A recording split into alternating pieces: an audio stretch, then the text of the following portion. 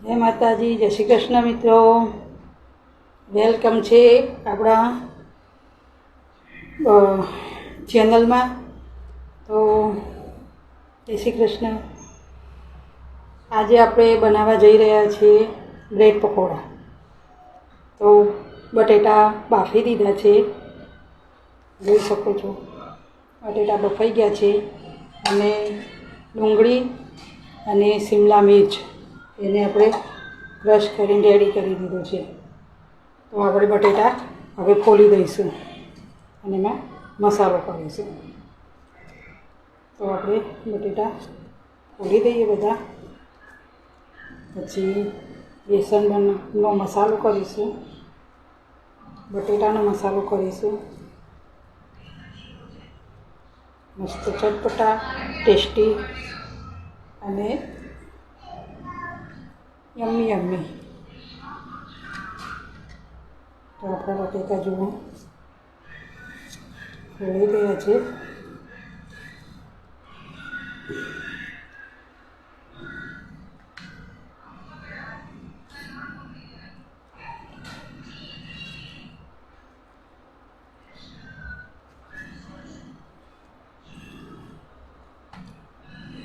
બટેટા બધા ફોલી જવા આવી ગયા છે.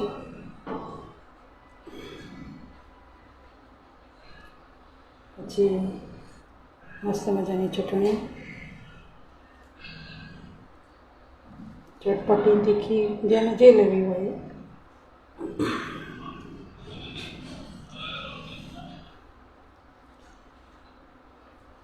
લસણ નાખીએ તો મસ્ત લાગે, ટેસ્ટ મસ્ત આવે. તો જોઈ શકો છો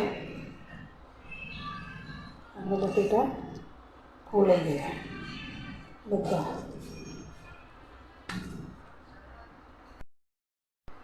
હવે આપણે બટેટાને જો બધા મેશ કરી લીધા.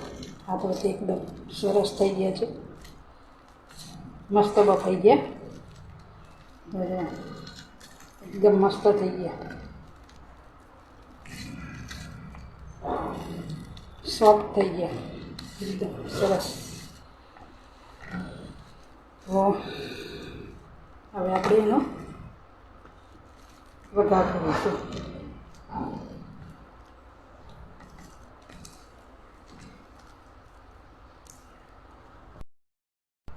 હવે આપણે આ થોડી રાઈ નાખીશું. તેલ ગરમ થઈ ગયું.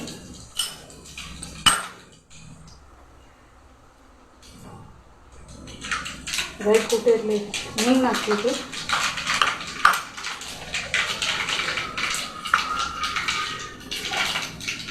પછી આપણે આ જે ક્રશ કરેલો મસાલો હતો એ નાખીશું.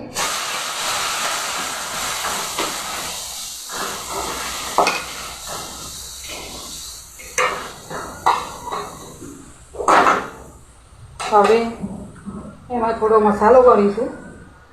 અડધી ચમચી હળદર, થોડું મરચું ટેસ્ટ મુજબ,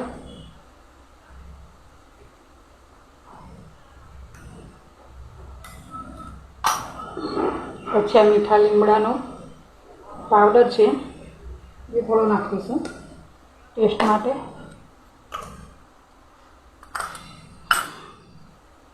પછી આ છે સ્પેશિયલ મસાલો બનાવેલો, ચટપટો અને ટેસ્ટી, એ થોડો નાખીશું.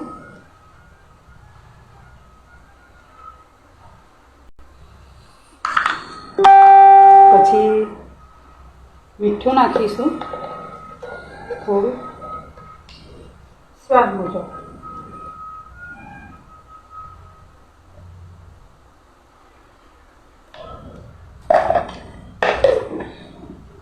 પછી અંદર બટેટા નાખી દઈશું.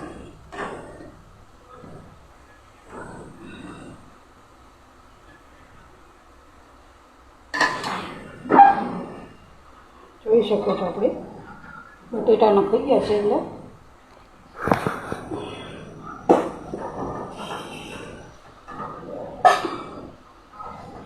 હવે એને બધો મસાલો મિક્સ કરી દઈશું.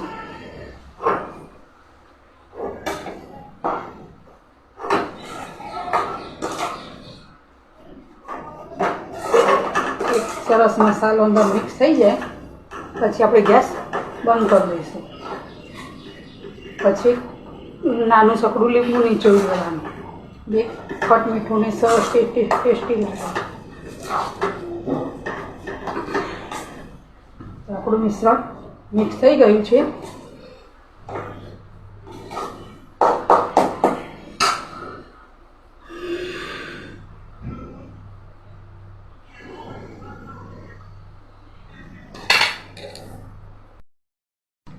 હવે આપણે અંદર અડધું લીંબુ નીચોવી દઈશું.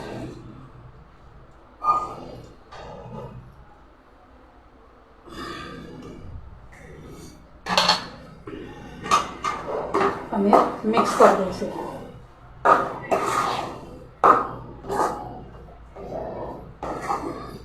ચાલો, આ રેડી થઈ ગયું. હવે આ છે ટામેટા સોસ, જોઈ શકો છો. એના છે તીખી ચટણી અને એના અંદર થોડીક ખજૂર આંબલીની મિક્સ કરી તો થોડો ટેસ્ટ અલગ આવે. તો આપણે હવે ચણાનો લોટનો બેટર તૈયાર કરીશું. આ છે ચણાનો લોટ. હવે એમાં આપણે થોડા મસાલા કરી દઈશું. સ્વાદ માટે થોડીક હિંગ,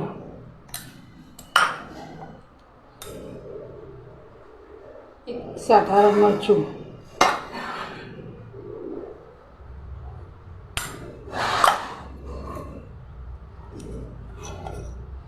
થોડી હળદર,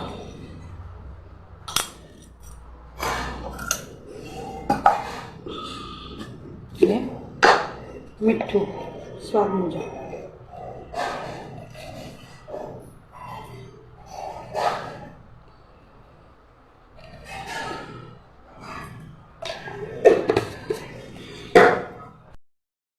હવે આપણે બધું મિક્સ કરી અને પાણીથી બેટર બનાવી દઈશું.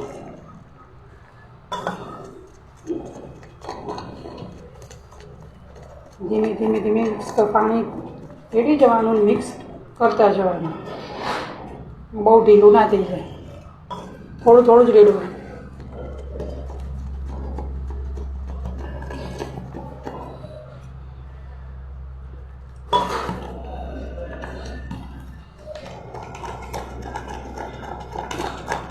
બરાબર હલાવી દઈએ.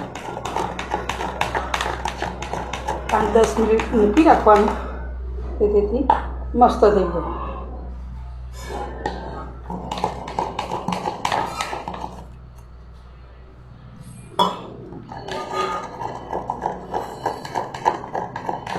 ક્યાંય ગાંઠા ના રહેવા જોઈએ, એ રીતે મિક્સ કરો.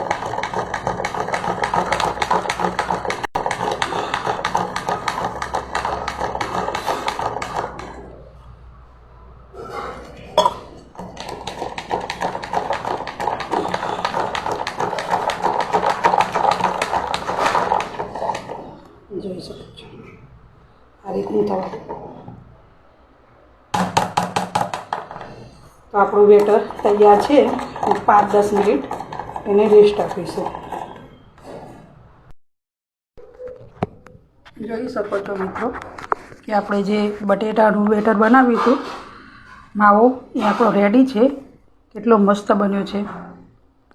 તો હવે આપણે બનાવી દઈશું, લગાવી દઈશું. આ બ્રેડ છે જે મેં કટ કરીને લીધી છે. હવે આપણે એને સોસ લગાવીશું, બે બાજુ અલગ અલગ. જો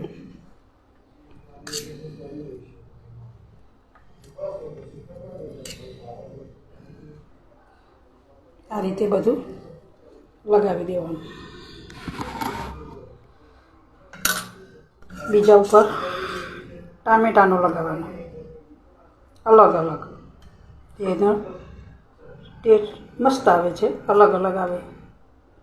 તો આપણે આ રીતે લગાવી દઈએ અને એના ઉપર આપણે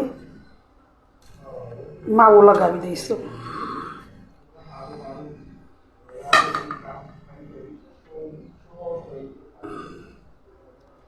આ રીતે માવો લગાવી દેવાનો. જોઈ શકો છો.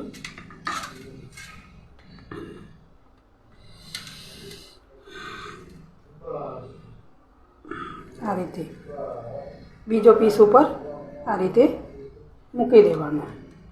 તો આપણે આ રીતે બધા રેડી કરી લઈએ. તો જોઈ શકો છો મિત્રો કે આપણે રેડી કરી દીધું છે. હવે એને આપણે તળી દઈશું. આપણા બ્રેડ પકોડા જો અંદરથી કેટલા રંગબેરંગી મસ્ત લાગે છે. તો હવે આપણે એને ફ્રાય કરીશું. તેલ ગરમ થઈ ગયું છે. આપણે ચેક કરી લઈશું થયું કે નહીં. તેલ ગરમ થઈ ગયું છે તો આપણે તળી દઈશું. હવે આપણે બરાબર.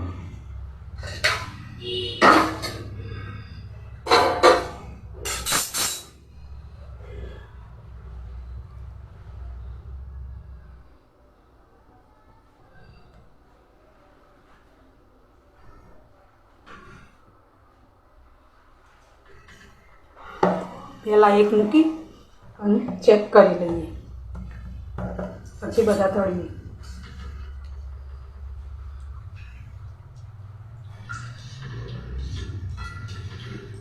જોઈ શકો છો મિત્રો આપણે તેલ ગરમ થઈ ગયું છે. તો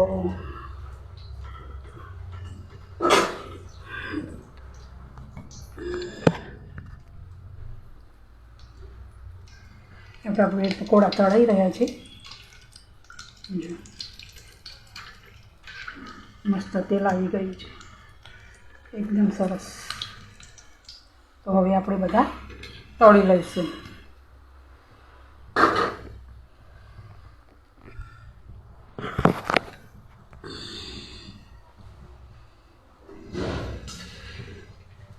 આપણે બધા બ્રેડ પકોડા તળી લઈશું ધીમા ગેસે. તો મિત્રો આપણા બ્રેડ પકોડા રેડી થઈ ગયા છે. ચાલો જમવા. એટલા મસ્ત મજાના ચટપટા ટેસ્ટી તમારે જેના સાથે ખાવ એ ખાઈ શકાય. તીખી ચટણી, ખટમીઠી સોસ, ગ્રીન ચટણી તેના સાથે આપણે યુઝ કરી શકાય. તો બ્રેડ પકોડા રેડી થઈ ગયા છે. ચાલો જમવા. હું તમને કટ કરીને બતાવીશ કે આપણા કેવા મસ્ત તૈયાર થયા છે.